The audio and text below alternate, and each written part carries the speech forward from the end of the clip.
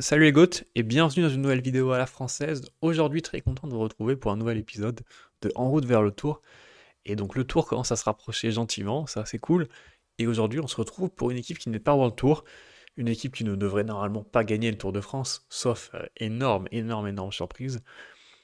Mais une équipe qui sera quand même sympa à suivre et qui devrait normalement animer les échappées, puisqu'aujourd'hui on va parler de Israël Première Tech. Donc, pour remonter à la création de l'équipe, c'est en 2014, et l'équipe a pour but de former des bons jeunes, notamment évidemment des Israéliens. La première vraie saison de l'équipe, c'est en 2015, qui est du coup en continental, et l'équipe va vraiment commencer à exister sur la scène mondiale en 2016, donc l'année d'après, grâce à l'arrivée de Sylvan Adams, qui est un milliardaire canadien et israélien, et qui va mettre beaucoup d'argent dans l'équipe. Ce qui permet notamment l'année suivante de passer en Continental Pro, sous le nom de Israel Cycling Academy. Et on retrouve des coureurs qu'on a toujours aujourd'hui, comme Einhorn, Chris Neyland ou Guillaume Moivin. Et Sylvan Adams, il va pas seulement mettre de l'argent dans l'équipe, il va aussi participer grandement au grand départ du Giro en Israël, ce qui permet dans un deuxième temps à l'équipe de participer à son premier Giro, le Giro 2018. Ce Giro-là, il n'y a pas de résultat notable, mais l'équipe va quand même continuer de se développer avec une idée, un vrai objectif, c'est de monter en World Tour en 2020. Et pour ce faire, elle va recruter des coureurs qui font des points. Et donc, avec ce système, c'est souvent quand même les coureurs plutôt sprinters. Donc, ils vont recruter Barbier, Chimola et encore Van Asbrook. Et en 2020, eh bien, ça a marché, puisque l'équipe va reprendre la licence de Katusha qui disparaît et va monter en World Tour. Donc, pour suivre le rythme du World Tour, elle va faire un gros mercato en recrutant des coureurs expérimentés qui ont déjà gagné sur les grands tours, comme André Greipel ou Dan Martin, mais il va aussi récupérer plusieurs coureurs de la Katusha, comme Nils Politt ou Rick Zabel. Le premier Tour de France n'est pas exceptionnel, on a quelques placettes de Hugo Stetter, mais voilà, rien de bien fou. Mais l'équipe va quand même aller chercher des premières victoires sur les grands tours, grâce à Alex Dowsett sur le Giro, mais aussi grâce à Dan Martin sur la Vuelta, qui va d'ailleurs faire quatrième au général, et en se battant assez longtemps pour la troisième place. Et mine de rien, ces deux victoires, c'est les deux premières victoires pour le Tour de l'équipe, et ça prouve quand même que l'équipe a step up. Et l'équipe ne s'arrête pas là, l'année suivante, l'équipe continue son gros recrutement avec Michael Woods, Seb Van Mark, Daryl Impey, mais surtout le quadruple vainqueur du Tour de France, Christopher Froome. Le problème, c'est que déjà l'année dernière, André Greipel, il n'a pas donné des satisfactions folles, et on continue de recruter des coureurs assez vieux, on se demande si c'est pas une erreur, notamment Chris Froome qui va avoir un énorme salaire, et qui a l'air d'avoir du mal à se remettre de sa chute en 2019.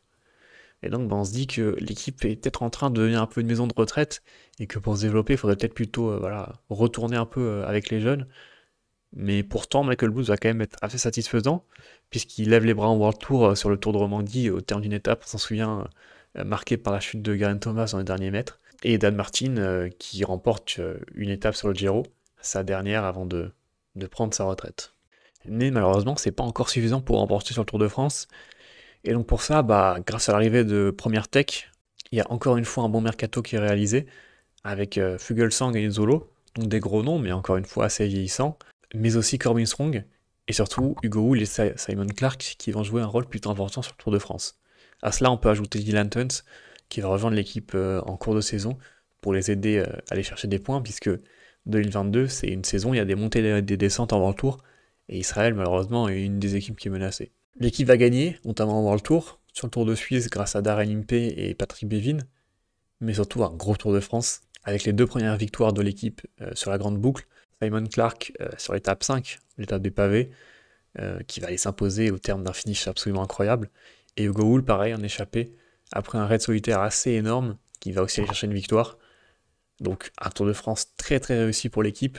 Malheureusement, ça va pas suffire à l'équipe pour se maintenir, puisqu'elle est rétrogradée d'un échelon, mais ça va pas empêcher l'équipe de continuer de recruter des coureurs. On a toujours des coureurs assez intéressants comme Domenico Pozzovivo, mais on a aussi des Stephen Williams, des Derek Guy, des Rich Tello ou des Marco Frigo. Malheureusement, il n'y aura qu'une seule victoire World Tour, mais au final elle est très bien placée, puisque c'est Michael Woods sur l'étape du Puy de Dôme qui va rattraper Jorgensen dans les derniers mètres et qui va aller s'imposer. Mais au-delà des victoires, c'est une équipe qu'on a beaucoup plus vue l'an dernier. On a vu déjà Riley Sheehan en fin de saison, le stagiaire qui va aller s'imposer sur Paris Tour. On a vu aussi évidemment Derek Guy, auteur d'un Giro assez incroyable. Et on commence à voir un peu l'équipe se former. On a aussi la satisfaction Corbin Strong, qui malgré un premier tour assez décevant, bah, il a été toujours très bien placé sur les courses World Tour. Il passe pas très loin plusieurs fois d'aller chercher une première victoire World Tour. Et donc cette année, 2024, un mercato un peu moins conséquent que les dernières années, avec notamment bah, l'arrivée de Jake Stewart et Ethan Vernon, le retour du Hofstetter aussi, et aussi les montées en équipe première de Sheehan et aussi de Blackmore en cours de saison.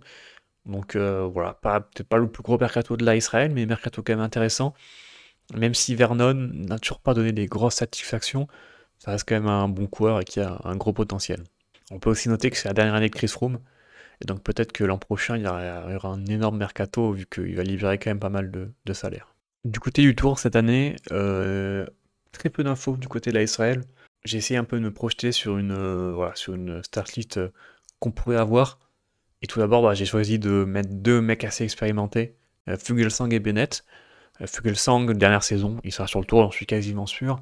Voilà, il devrait pas, à mon avis, pas peser sur la course, mais il y sera parce que voilà, c'est quand même un monument et puis ça reste quand même un des gros noms de l'équipe. Et George Bennett, pareil, il a été recruté. Il fait un début de saison qui est plutôt correct. Donc moi, je pense qu'on le verra sur le Tour de France. Mais ouais, ces deux-là, ils devraient normalement pas peser sur la course. Contrairement du coup à Richitello, qui est assez jeune, qui a déjà brillé sur le Tour de l'Avenir, mais que moi je verrai bien sur le Tour de France cette année. Profil grimpeur, très jeune. Je sais pas s'il aura les jambes pour aller chercher une victoire, mais moi je le verrais bien faire un beau Tour de France en étant assez actif, un peu à l'image de Derek Guy, qui fait un début de saison assez difficile, même s'il n'a pas beaucoup couru et il n'a pas fait des courses qui lui correspondent vraiment. Mais s'il arrive à nous refaire un Tour de France un peu à l'image de son Giro de l'an dernier, ça pourrait faire très très mal, puisque c'est un mec très complet qui passe bien les bosses, voire la montagne, qui a une pointe de vitesse non négligeable, et c'est aussi un plutôt bon rouleur, donc dans une échappée, être aussi polyvalent, c'est assez incroyable.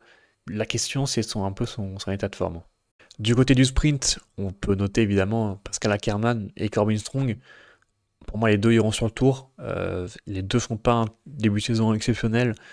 Corbin Strong, je trouve un peu décevant, même si voilà, il y a quand même quelques podiums par-ci par-là.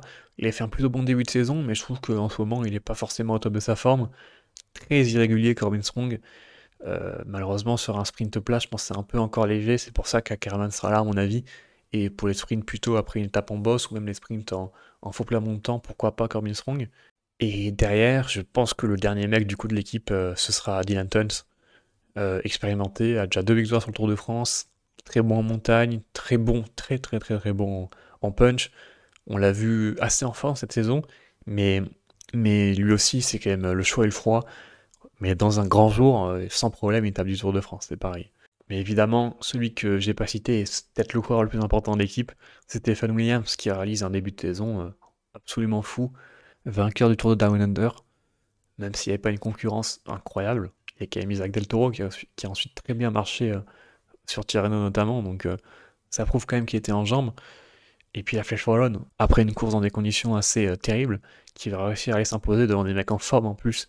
Donc ça prouve qu'il a une très très belle jambe, on l'a vu aussi très à l'aise autour de Catalogne. Donc ouais, pour moi c'est un mec qui, sur des étapes où il y a une petite côte vers la fin de l'arrivée, qui arrive à tenir et qui d'ailleurs peut peut-être finir au sprint, je pense pas que ce soit trop pour lui les gros échappés qui roulent hyper fort et tout. J'ai quand même plus l'impression que c'est un mec qui aime bien les efforts courts et c'est pas trop un mec qui aime les trucs un peu endurants avec beaucoup de boss, beaucoup de dénivelé positif, une course très usante. Mais pourquoi pas sur le tour, il y a quand même des occasions pour lui. Ou dans une échappée, voilà, une échappée un peu tranquille au début et qui se décante un peu sur la fin. Surtout qu'il va très vite au sprint, donc il faut essayer de le lâcher et c'est assez compliqué. Donc pour moi, il sera surveillé. Et pour moi, c'est la meilleure chance de l'équipe pour le tour cette année. Et puis après, bah, il y a un peu les autres. J'ai décidé de ne pas inclure ceux qui ont fait le Giro, parce que déjà ils ont été assez fantomatiques, donc je pense pas que ça joue pour eux. Et puis même, vu qu'il n'y a pas de Vuelta pour Israël, je pense que ceux qui n'ont pas fait le Giro seront privilégiés pour le Tour de France. Sinon, le reste, Chris Neylands, voilà, peut-être pas le plus gros début de saison de sa carrière, mais coureur assez complet. On l'a vu très très bon en 2023, passant parfois assez proche. On se souvient d'étapes où il chute dans la descente, quand en bout de pouce gagne. Donc coureur très complet. Riley Sheehan, pareil, ce sera peut-être un peu juste pour le tour, mais lui aussi, coureur très endurant, qui a une belle pointe de vitesse. Mais je pense que ce sera trop compliqué pour lui, un peu trop juste. Un peu comme Blackmore, qui a fait un très gros tour de Rwanda, qui est passé en équipe première en cours de saison.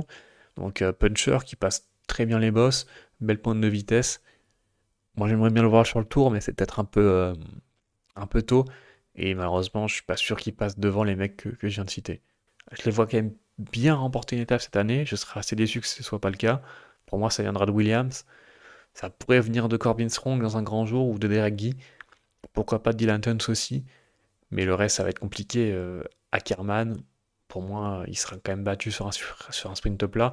Et les autres sont soit trop vieux, soit trop jeunes.